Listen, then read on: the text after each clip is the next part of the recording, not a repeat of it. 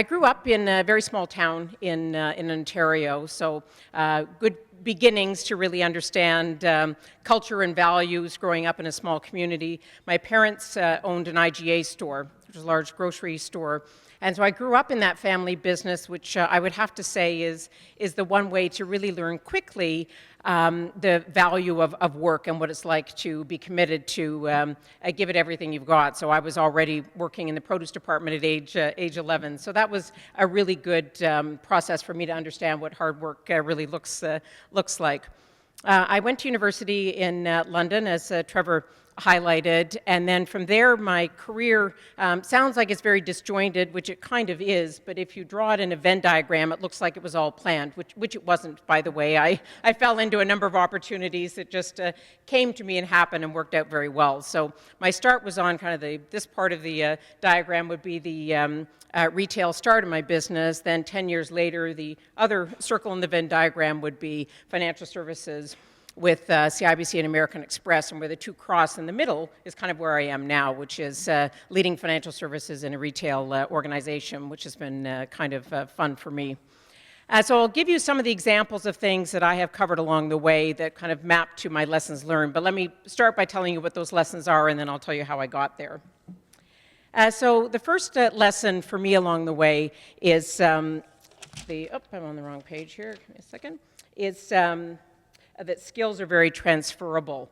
And I'll tell you about an industry change for me that really taught me that quite significantly, and I do believe that now. So at the end of the day, our businesses are often around different types of widgets, and I just call it widgets because it can be any type of business, but the skills that you learn, you can transfer to any other industry.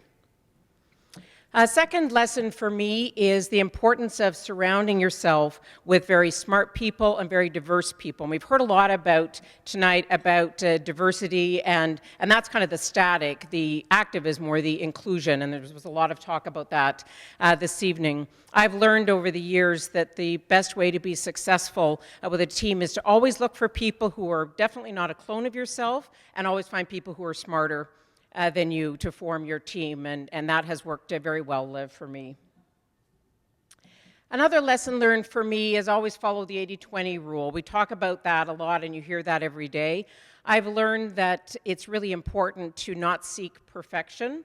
So get it 80% of the way right. If you need to test and learn about something along the way, do that, but be confident in the 80%, because what will often happen, particularly with how quickly things change and move now, is if you seek perfection, by the time you get to that 100%, that initiative is no longer relevant anyway. So always look for the 80-20. 9 times out of 10, the 80 is just good enough, and press on and be confident that it will work. One of my favorites is the next one that I learned from a coach I had a few years ago. And this one I think you probably will all have encountered at some point in time.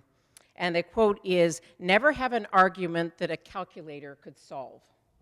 Which sounds funny, but think about the number of times that you're actually in a meeting or having a debate, and you'll have different views at the table, and everyone thinks their hypothesis is the right one, and you can waste hours actually thinking about that and debating it. And I've learned so many times when I say, okay, we've got different views here, let's look at the details, let's have a fact-based discussion, let's put the numbers together and see where we end up. 9 times out of 10, you'll end up having one solution that was a clear winner, and the calculator ends up solving that for you. So there are many debates and arguments I've learned over time, maybe not in our home lives, but certainly at work, a calculator can often solve a debate. The next one is one I learned from a retired professor at Harvard. He now sits on the global board of directors at Walmart, very bright man, Jim Cash. And I love this line. He said, "Life's a great education if you can afford the tuition." And I think about that often, because as much as I value my business degree and the learnings from that, and I wouldn't give it up for anything, when you really think about life in general, that's the real education. And the affording the tuition part, for me, is about always learning from that education of everyday life and the things that work well or don't work well in your professional life or in your personal life. Always learn from that, tweak, and move to the next stage. So I have to think that, overall, at the end of the day, it's life that actually is the education for us that is well beyond anything that we would get from a university. Not saying that's not important, it absolutely is, but the life education is key. The next one for me is the most important one, and that's about how important relationships and influencing skills are to your own personal and career development. For me, that's an absolute number one. As I've had a number of years now as a leader and building teams that I consider to be quite high performing, I look at how I got there, and it was really by building strong relationships with people and finding out how to appropriately influence and motivate people to be successful. There's a saying, and I'm not sure the original author because it's used quite often, but it's something like this. Leaders without followers is just a person going for a walk. And when you think about that, effective leaders are never alone. That's never a way to be successful. So when you think about how you work with teams and how you attract followers through relationship building, just think about that. A leader without followers is just a person going for a walk. And the final one on my lessons learned kind of relates to the topics that you've covered in a number of these dinner series as well, is really all about having the courage to take bold moves that build success. And there are those points in time in our careers where you take a bit bolder move, and mostly for me, I've looked back and think that was the right time to do that, and it worked quite well. So always look for that courage to take that bold move, assess the opportunity before jumping, but consider it, because you'll find often that that was just the right move for you. So that's just a summary of the lesson. So I'll now take you through just a few of the examples of career changes that I made that I think it took me very much out of my comfort zone. So the first one was when I was at the Bay. I was a regional manager for the women's division at the Bay, and I moved from that role into a store manager role, which was my first role of actually leading an operation. And at that time, which would have been around 1990, there were very few women in store manager roles for large department stores. And I took on a store that was a very profitable store, but we were building a new store and then tearing down the old one. So the new store was built adjacent to the old one. So, and at that time, store managers had a lot more accountability to deal with construction firms, the architects. Now there isn't that much autonomy, for good reason, but when I was doing it, it gave me a great opportunity to get into areas that were not common for me. But in my early 20s, it was a time when I didn't have the confidence I have now, where I could walk into that construction site wearing a skirt and suit, wearing the appropriate construction boots and construction hat. Now I wouldn't think twice about it, but then I had to really be careful not to be embarrassed when the guys who were working on the site were pointing and smiling and laughing. And I had one moment that was a good aha moment for me, and I lucked out, frankly. Having a father who had 3 daughters, I learned a fair bit in my younger years about how to do drywall and various other skills. So I had an opportunity with one of the guys in this site, so you'll appreciate that as many of you are in this type of a related business. So I was walking around looking ridiculous in my construction boots and hard hat, and the contractor who was doing the most at waving and smiling and giggling at me happened to have just installed standards in an area of housewares that was being built that was incorrect. So I was able to actually go up to him and say, if I remember correctly, the studs are 18 inches apart. You've got those slotted standards 36 inches. So I think if you look at the plan, you'll need them a second one in between each of the 36-inch standards. So that was just lucky that I happened to know how far the studs were apart from my background. But I have to admit, I was a bit smug walking away from that conversation. But the career move for me that was probably the toughest one to decide and make was when I moved from retail into financial services. So while I was a store manager, I was headhunted by CIBC to move into banking. It was at a time when banks were looking for retailers who knew how to run a profitable business, knew about customer service. At that time, banks were even worse than they are now in terms of understanding how to be service-oriented for customers. So it was a difficult transition for me because I knew that I managed very well in a retail environment, and I had that fear that if I switch industries, maybe I'll be a complete flop. and I'll wish that I'd never left the industry where people actually thought I was good and knew what I was doing. But in the end, I thought it was just the time for me to make that type of career move, so I did. And it was a challenging one because my first role in the bank was a district manager with 12 branch managers reporting to me. I had never worked in banking. I knew nothing about banking, but I knew how to run a business. And when I found out later, fortunately I didn't find out as much of it before I joined, but after my appointment had been announced internally, all of the branch managers who were going to report to me were quite upset that someone who came from a retail background and a woman who was the first female district manager in the region, how were they ever going to be successful, because this was the worst thing that could have ever happened to them.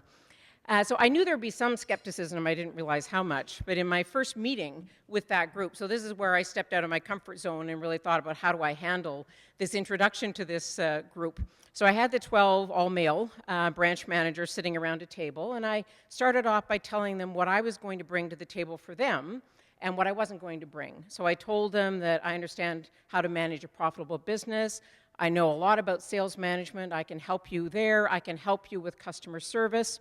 I've never written a bank loan, but guess what? I think as branch managers, you actually already know how to do that. So you've probably got that covered, but what I'll commit to you is I will learn that business as quickly as I can, but meanwhile, I'm going to be sharing what I know and do well, and together we should be able to pull this off. So there was some skepticism clearly following that meeting, but it got better over time as we worked together, and this was a group who would never work together as a team either, so they didn't understand why would 12 branch managers work together. They run their own branch. They don't need to have everyone else involved in what they're doing. So I had a number of challenges to deal with, and the district was ranked 51st out of 52 districts, so not much further to fall. So that was the good news. But in a year and a half, with a lot of hard slugging, the group progressed, and in a year and a half, the district was number 2 in the country. So halfway along, the momentum picked up, and then it was easy. It always is easier once things start rolling and people see the success coming. The early days were tougher, but in the end, it worked very well. And I did learn the banking side of business, but I've never written a loan and probably never will. But the team is still very, very successful. So from there, the next move for me that was out of the comfort zone was only a year and a half into that role. I was asked by the regional senior vice president to come into Toronto and replace him for 6 months as the acting senior vice president for the region. And that one for me was a tough one as well. I had to leave home, and so I was commuting back and forth every weekend. We didn't have kids at that point. But what was tough for me is I was the only female district manager in the group. I was the newest one. There were a lot of very seasoned district managers who were all wondering why I was the one who was now the acting SVP for this 6 months and not one of them. And I ended up following a bit of a similar approach to my start with the branch managers, and started to talk to them about what I thought I could bring to leading the group and what I needed to learn from them as more experienced district managers, and really listen to their input of what they wanted to accomplish as a region while our head was off on a project for 6 months, and what we wanted to actually accomplish during that time frame. And I was quite pleased at how well things worked out, because it gave me a chance to have much broader exposure to very senior people in the organization, again, something that took me out of my comfort zone a bit, and with a group that clearly I had far less experience than they had, and I needed to find a way that I could add some value for them so that it would be a positive move for the team. So that one was probably the next one for me that was a challenge moving outside of my comfort zone. And then I think the one that was probably the biggest career move and risk all at the same time was my decision to move to Walmart to head up financial services. And the reason why that one was a risk as well as something taking me out of my comfort zone is Walmart did not have a presence in financial services. So while I knew financial services at that point in time, I hadn't ever launched a business from scratch in a retailer, and there were enough examples out there of failures, and I joined at a point where I was saying I'm a team of one. You know, the current CEO is very keen on building financial services in Canada for Walmart, but what if the wind blows in a different direction 6 months from now, and we don't want to be in that business anymore? And I've left what I felt was, you know, a career role that was actually going very well. But what attracted me to it was really, and there are a number of Walmart colleagues here, so I think they'll find this not surprising. what attracted me was just the sheer size and scale of the organization, the opportunity to build something pretty special in a big organization that has what it takes to really expand a business, and an organization that's very committed to saving customers money. And that's something that to this day for me still resonates, and the reason why I get up at 5 every morning to go to work and do my thing, because I have the opportunity to help people save money every day and work for an organization that's very committed to that. So it's something that it took me a long time to decide. I think I went back and forth and kicked the tires of the opportunity for about 6 months before I agreed to make the move. But I'm very glad that I did. But I started as a team of one, so I wouldn't necessarily recommend this to everyone in making that type of a career move. There was a lot of risk in it because I was building a strategy without a team around me. So I leveraged external consultants just to check the work that I was doing to make sure that the thinking was aligned with where I was going, and that was really my check and balance in the early days. And then we needed to make the decision of, do we go the challenging, very expensive, and very complex build-a-bank route, or do we take the easier route and just have a distribution arrangement with another bank provider to offer our credit card to Walmart? And that was one of the toughest places for me to be in, because I was relatively new to the organization, and Walmart is a retailer, not a bank. And so this was something that would be way far away from the core competency of the organization, and there were no other banks in Walmart at that time, and only one since then that has actually closed. So it was definitely new territory, and I wasn't well known in the organization, yet still had to take my strategy forward to the global CEO and his direct reports, which is very unusual for a company this size. It wasn't because I had a big business, but it was because it was strategically quite different from where Walmart is comfortable. So everything I did had to go to that group in our head office in Bentonville, to the global CEO and his directs. So for me, that was a real stretch to do that. And in the early days, it was all about influencing and gaining support internally for where we wanted to go, and finding the right people to help me get there. So when I mentioned earlier, one of my lessons is always hire people who are smarter than you and find people who are talented and diverse. I think that's something that I very much did when I structured the leadership team for the bank. Because I went out to market, I found the best chief risk officer, I found a really strong chief financial officer, and put a lot of effort into finding the right people to help build this business from the ground up, and finding people who were prepared to set up and run a startup as I was. And to this day, I think that's still a big part of the reason why we were successful when we eventually launched. I was able to influence the organization to take a bit of a bold move and really invest the millions and millions of capital that Canadian banking regulators require you to invest to launch a bank. And in the early days, it was still a bit of a, if we build it, will they come? So I can't tell you that I was confident at every moment in the process, and along the way I probably had quite a few sleepless nights. But I think what kept me positive about the opportunity and the reason why I wanted to go that route of taking the more difficult path to launch a bank with our credit card is I knew that to give our customers the value that we needed to give them, and to still be profitable as an organization and have control over that customer experience, the only way to get there was to do that in the way that we had structured. So I think it was my belief in where we needed to go for our customers and that of the rest of my team that we were able to confidently push it over the finish line.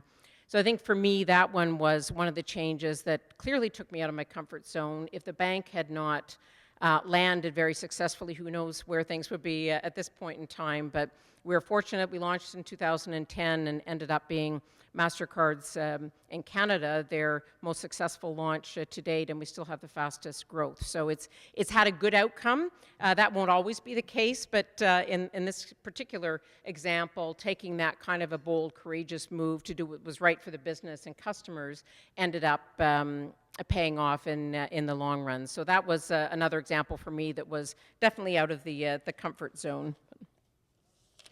I'm just going to finish quickly on just my summary of advice for you, because I want to allow time for questions from the group at the end. So let me cover a few of the summary points.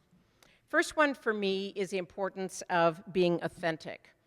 I've always had in place, probably for the last 20 years, a mission statement for me that is be known for being there, which is a simple statement. For me, that's about being known for being there for my family, for my friends, for my colleagues, for my work, and being authentic. I'm one of those people who, when I'm at work or at home, I'm kind of the same person. I may be dressed a bit differently depending upon where I am, but I'm a bit of a what you see is what you get.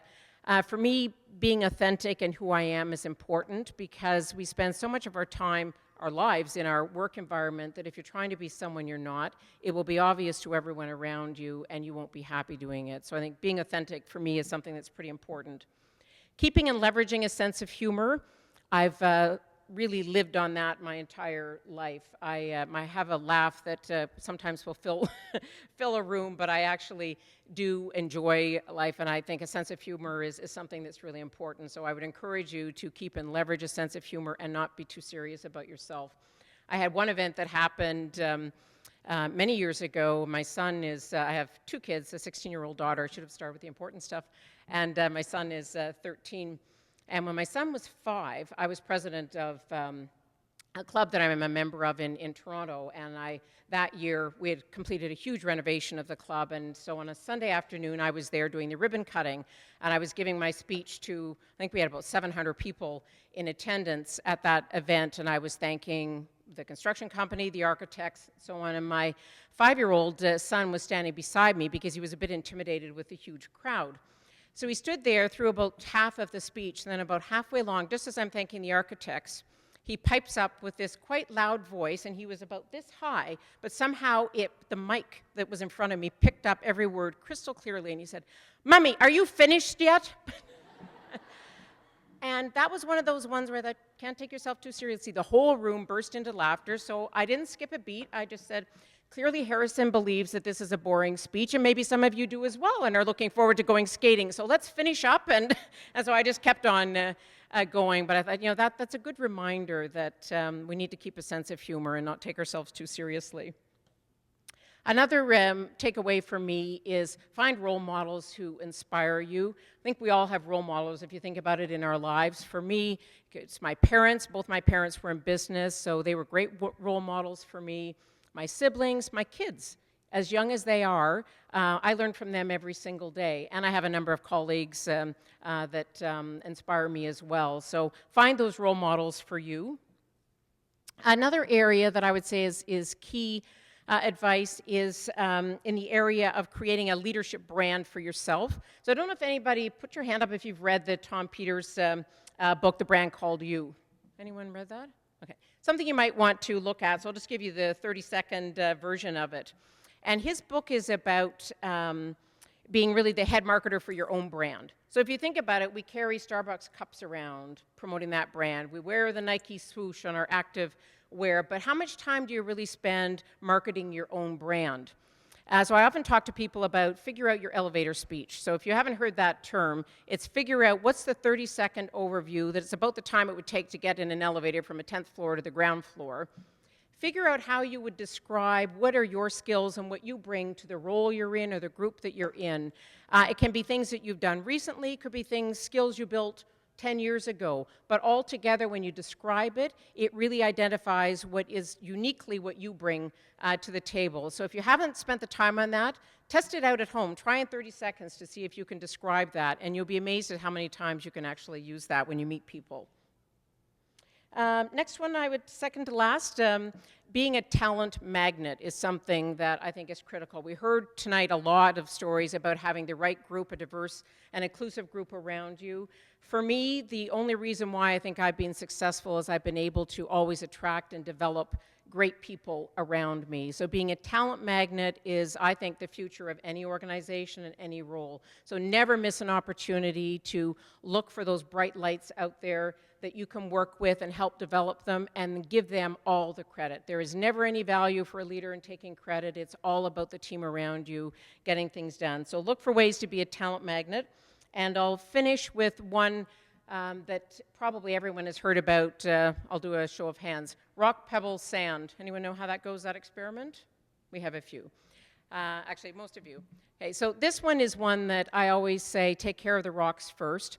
So if you're doing an experiment, you have a bucket of sand, pebbles, and rocks. The way it goes, if you take a container, you put the sand in first, it'll fill up maybe a third of the container. Pebbles in next, they'll sit on top of the sand. And then when it comes to pouring the rocks in the top, you can only get a few of them in that container. If you take that same container and you put in the rocks first, then add the pebbles will actually all filter down through the rocks and land and fill all the gaps, and then do the sand last, and it will actually go between all of the crevices all the way down, and you can actually fit in about 50% more into that same container if you start with the rocks.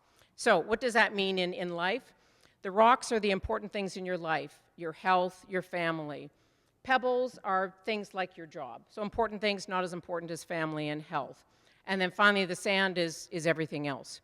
So if you think about taking care of the rocks first, then you'll find that the pebbles and the sand find their way to fit in as well, but the rocks will have their place first. So something to always think about when you think about that balance or that integration of family, personal life, and business. Look after the rocks first. I'm going to stop there because I know we're tight for time, and I want to make sure there's time for questions so that we can cover something that you might like to talk about. So let's open it up for questions.